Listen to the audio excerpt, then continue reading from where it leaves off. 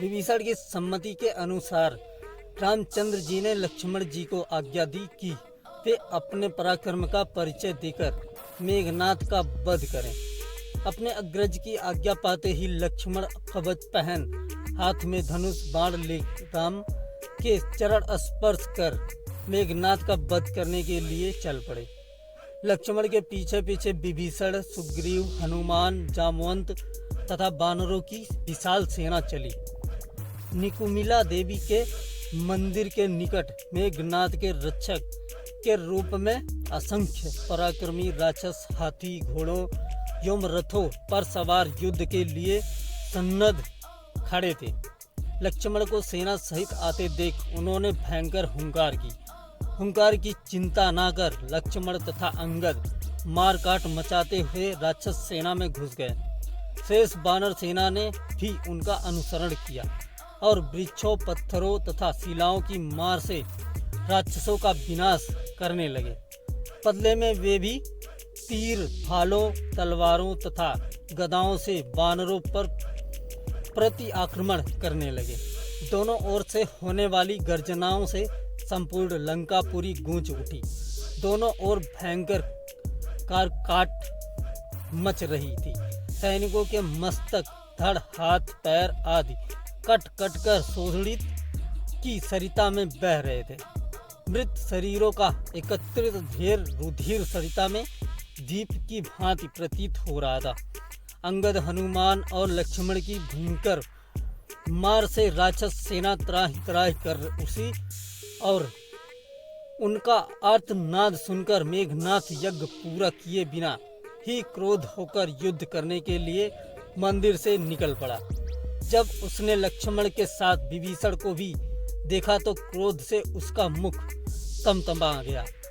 वह भ्रुकुटी चढ़ाकर उससे बोला, हे राक्षस कुल कलंक, तुम परम तेजस्वी कुलस्थ वंश पर कलंक हो, जिसने अपने सहोदर भाई के साथ विश्वासघात करके शत्रु का साथ दिया है। राम ना तो हमारे वंश का है, ना हमारा मित्र है और ना कोई धर्मपरायण व्यक्ति ही है। फिर तुम उसका साथ क्यों दे रहे हो? यह मत भूलो कि अपना अपना होता है और पराया पराया ही होता है। धिक्कार है तुम्हारी बुद्धि पर, जो तुम स्वयं दास बनकर संपूर्ण राक्षस जाति को एक विदेशी का दास बनाने के उद्यत हो गए हो। तुम याद रखना कि राम कभी तुम्हारा सगा नहीं बनेगा। वह यह कहकर तुम्हें मरवा देगा कि जो अपने सगे भाई का नहीं हुआ वह हमारा क्यों होगा। मेघनाथ के कठोर वचन सुनकर विभीषण ने उत्तर दिया, हे दुर्बुद्धि, तुम्हें प्रलाप करते समय यह भी ध्यान नहीं रहा कि मैं तेरे पिता का भ्राता हूँ, इसलिए तुझे मेरे साथ सम्मान पूर्वक वार्तालाप करना चाहिए। स्मरण रख, राक्षस कुल में जन्म लेकर भी मैं क्रूर व्यक्तियों की संगति से सदा बचता रहा हूँ। मैंने तुम्हारे पिता को भी उचित सम्मति दी थी, परंतु उसे मानना तो एक ओर, उन्होंने भरी सभा में मेरा घोर अपमान किया। तुम लोग नीतिवान होने का दंभ करके भी इस साधारण सी बात को भूल गए कि पराई स्त्री का हरण करना, पराया धन, बलात्, सेना और मित्र पर विश्वास न करना, तीनों ही विनाश के कारण बनते हैं। ये तीनों दुर्गुण तेरे पिता में आ गए हैं, इसलिए अब राक्षस वंश का नाश होने जा रहा है। विभीषण के इन शब्दों ने मेघनाथ की क्रोधाग्नि और भी भड़का दिया और वह क्रोधित होकर अपने तीक्ष्ण बाणों से वानरों का संहार करने लगा। यह देख लक्ष्मण के क्रोध का पराभव न रहा। उन्होंने मेघनाथ को ललकार कर उसके रथ को अपने बाणों से आच्छादित कर दिया।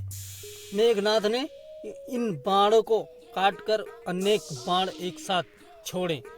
दोनों में से कोई किसी से पीछे नहीं रहना चाहता था। वे गरज गरज कर रणोन्मत्त सिंहों की भांति युद्ध कर रहे थे। मेघनाथ की गति जब मंद पड़ने लगी तो वानर सेना ने उत्साहित होकर लक्ष्मण का जयघोष किया। इससे मेघनाथ को बहुत क्रोध आया। उसने एक साथ असंख्य बाण छोड़कर वानर सेना को पीछे ढकेल दिया।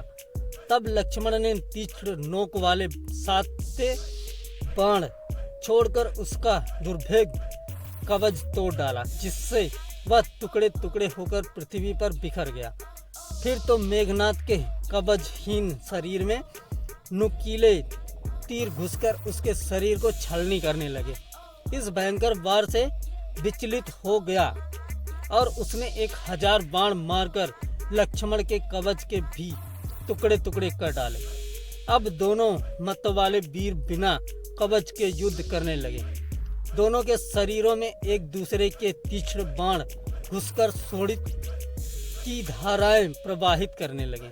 साथ ही उनके बाण एक दूसरे के बाणों को काटकर चिंगारी भी उगलते जाते थे।